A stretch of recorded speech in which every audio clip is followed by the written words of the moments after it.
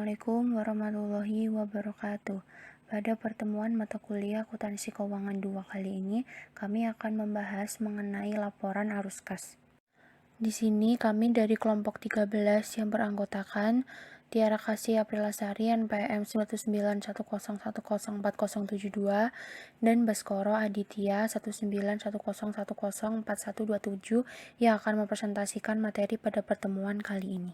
Laporan arus kas. Laporan arus kas adalah bagian dari laporan keuangan suatu perusahaan yang dihasilkan pada suatu periode akuntansi yang menunjukkan aliran masuk dan keluar uang perusahaan.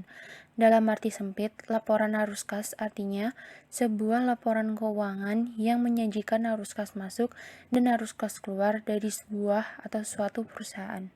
Kegunaan laporan arus kas. Yang pertama, kemampuan entitas untuk menghasilkan arus kas masa depan. Kedua, kemampuan entitas untuk membayar dividen dan melunasi kewajiban. 3. Alasan perbedaan antara laba neto dan arus kas dari aktivitas operasi. Dan yang terakhir, transaksi kas dan non-kas atas investasi dan pendanaan selama periode berjalan. Klasifikasi arus kas. Laporan arus kas mengklasifikasikan penerimaan kas dan pembayaran kas sebagai aktivitas operasi, investasi, dan pendanaan. Karakteristik transaksi dan kejadian untuk setiap jenis aktivitas sebagai berikut. Aktivitas operasi meliputi pengaruh kas dari transaksi yang masuk ke dalam penentuan laba neto, seperti penerimaan kas dari penjualan barang dan jasa, pembayaran dan pengeluaran kas kepada pemasok dan karyawan untuk memperoleh persediaan. Aktivitas investasi meliputi aset tidak lancar dan termasuk membuat dan menagih pinjaman, dan melepaskan investasi dan aset berumur panjang yang produktif. Aktivitas pendanaan meliputi pos liabilitas dan ekuitas dan termasuk memperoleh kas dari kreditor dan membayar kembali jumlah pinjaman yang dipinjam dan memperoleh modal dari pemilik dan memberi imbal hasil dari pengembalian investasi mereka. Kas dan setara kas. Setara kas adalah investasi jangka pendek yang sangat liquid, yaitu mudah ditukar untuk mengetahui jumlah kas, dan sangat mendekati jatuh temponya yang menyajikan risiko perubahan nilai yang tidak signifikan. Format laporan arus kas. Arus kas keluar dari pembelian aset dilaporkan terpisah dari arus kas masuk dari penjualan aset tersebut. Demikian pula, arus kas masuk dari penerbitan uang dilaporkan terpisah dari arus kas keluar dari peluasnya. Kenaikan atau penurunan neto kas yang dilaporkan selama periode tersebut harus merekonsiliasikan saldo kas awal dan akhir seperti yang dilaporkan dalam laporan posisi keuangan komparatif. Format umum dari laporan arus kas menyajikan hasil dari 3 aktivitas yang telah dibahas sebelumnya, yaitu operasi, investasi, dan pendanaan. Untuk format laporan arus kas bisa dilihat di halaman 595 di buku kalian. Selanjutnya yaitu langkah-langkah dalam penyusunan laporan arus kas. Yang pertama, informasi untuk menyusun laporan ini berasal dari 3 sumber. Yang pertama, laporan posisi keuangan komparatif. Yang kedua, laporan laba rugi terkini. Dan yang ketiga, data transaksi terpilih. Dan untuk menyusun laporan arus kas dari sumber data di atas meliputi 3 langkah utama, yaitu menentukan perubahan pada kas, yang kedua menentukan arus kas neto dari aktivitas operasi, dan yang ketiga menentukan arus kas neto dari aktivitas investasi dan pendanaan. Metode arus kas. Yang pertama, arus kas metode langsung. Saat menggunakan metode langsung, Anda mendaftar arus kas di bagian operasi dari laporan arus kas. Arus kas akibat operasi timbul dari pengumpulan piutang pelanggan dan uang yang dibayarkan kepada pemasok, karyawan, dan lainnya. Bagian ini juga melaporkan kas yang dibayarkan untuk pajak penghasilan dan bunga. Masalah dalam penggunaan metode langsung adalah bahwa perusahaan mungkin tidak menyimpan informasi dalam bentuk yang diperlukan. Misalnya, perusahaan yang menggunakan akuntansi akrual Bersama-sama, penjualan tunai dan kredit mereka harus membuat ketentuan khusus untuk melacak penjualan tunai secara terpisah. Dapat dilihat contoh di bawah ini. Metode arus kas. Yang kedua yaitu arus kas metode tidak langsung. Dalam metode tidak langsung, dapat menyesuaikan pendapatan bersih untuk mengubahnya dari basis akrual menjadi basis kas. Ini mengharuskan Anda untuk menambah kembali pengeluaran non-tunai seperti depresiasi, amortisasi, provisi, kerugian untuk piutang dagang, dan segala kerugian atas penjualan aset tetap. Anda juga menyesuaikan laba bersih untuk perubahan antara saldo awal dan saldo akhir dalam aset lancar, tidak termasuk uang tunai, dan kewajiban lancar untuk periode tersebut. Akun-akun ini termasuk piutang, persediaan, aset dibayar di muka, kewajiban hutang, dan pendapatan yang ditangguhkan. Dapat dilihat untuk contoh gambar di samping ini. Arus kas langsung versus tidak langsung. Salah satu perbedaan utama metode langsung versus metode tidak langsung adalah jenis transaksi yang digunakan untuk menghasilkan laporan arus kas. Metode tidak langsung menggunakan laba bersih sebagai basis dan mengubah pendapatan menjadi arus kas melalui penggunaan penyesuaian.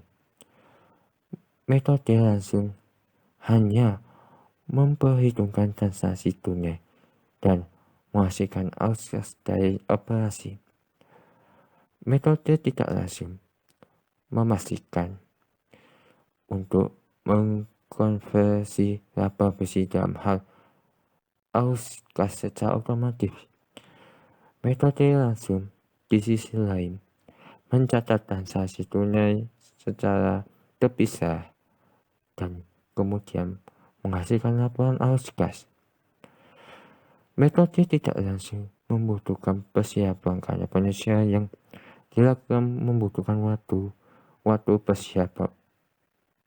Untuk metode langsung tidak banyak karena hanya menggunakan transaksi tunai. Keakuratan metode tidak langsung sedikit kurang karena menggunakan penyesuaian. Metode langsung relatif lebih akurat karena penyesuaian tidak digunakan di sini.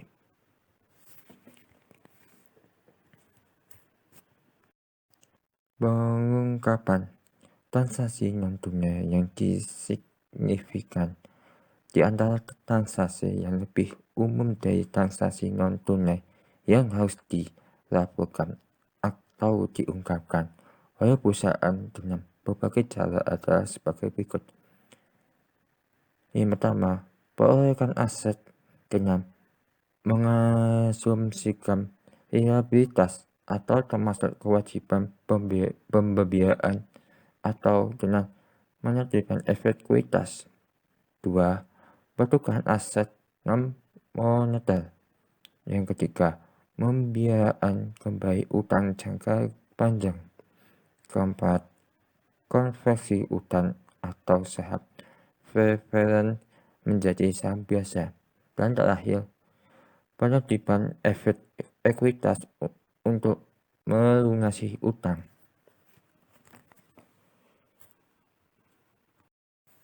Pengungkapan khusus. IAS 7 menunjukkan bahwa arus kas terkait dengan bunga yang diterima dan dibayarkan dan dividen yang diterima dan dibayarkan harus diungkapkan secara terpisah dengan laporan arus kas. Masing-masing item harus diklasifikasikan dengan sesuai dari periode ke periode sebagai arus kas, koperasi, investasi, atau pendanaan seperti yang ditunjukkan sebelumnya.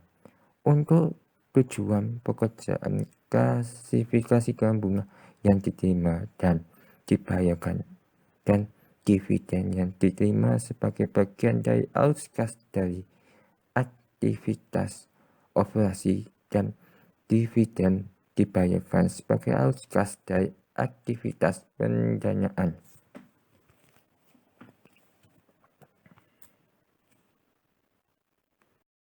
Penggunaan kertas kerja. Ketika sejumlah penyesuaian diperlukan atau fakta rumit lainnya muncul, perusahaan sering menggunakan kertas kerja untuk menyusun dan mengklasifikasikan data yang akan disajikan pada laporan arus kas. Kertas kerja atau spreadsheet saat menggunakan software komputer hanya merupakan perangkat yang membantu dalam penyusunan laporan. Penggunaan bersifat opsional.